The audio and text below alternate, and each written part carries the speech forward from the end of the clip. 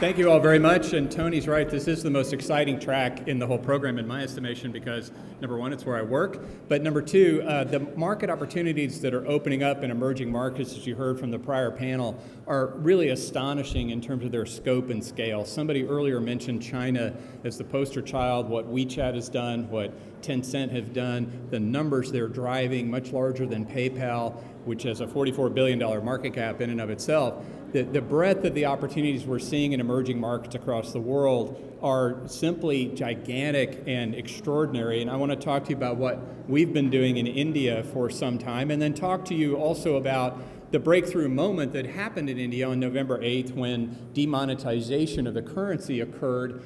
Demonetization is really a catalytic event. My company's been in mobile payments in India for 5 years now. We are the largest mobile payment network in India, catering to small stores, FMCG locations called Kirana stores, serving consumers. We've touched over 200 million Indian consumers in the last 5 years. We have 325,000 points of presence throughout all 29 states in India.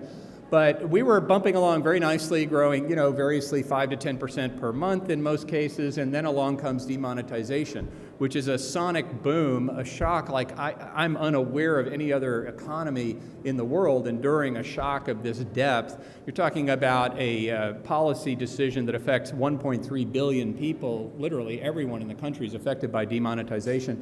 It pulls 86% of the currency out of circulation by value, 25% of the entire banknote census comes out of the circulation and has to be exchanged for new banknotes in only a 50-day period. So this is the equivalent of pulling the 10 and 20 euros out of circulation entirely, or maybe the 20 and the 50. And it caused a huge amount of disruption in the country, but at the same time, an acceleration of digital payments. Just to give you a sense of the scale of this, you're talking about the exchange of 23 billion banknotes, 15 billion 500 rupees, 8 billion 1,000 rupees. This is a giant task, and Indians lined up and did their part and changed their money, and we're sort of back to normal with this strong tailwind of bank account adoption and digital payment adoption. And we're starting to see that now in the first month since demonetization ended. I'll show you some of those numbers in a minute. This was a typical utility bill payment line in Delhi. My company does utility bill payments. This is the utility itself. We take this, we distribute it through our stores. The lines are a lot less onerous. This is what bank lines were like in Mumbai. I took these pictures in November in Mumbai shortly after the announcement was made. These are two different banks, but you can see the lines extend around the corner. There were reports of people waiting a day or more to get in to exchange their banknotes. There weren't enough banknotes. The 2,000 rupee note is a different size than the 1,000 rupee note, so they had to change all of the chassis in the ATMs to get them to fit.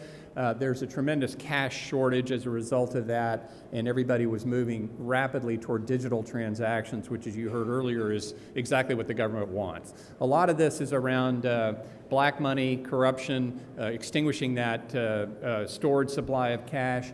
But on the other hand, the government did receive 97% of the currency back in exchange form, so there probably wasn't as much black money suspended in the economy as they thought. But another feature of this is that people weren't getting paid.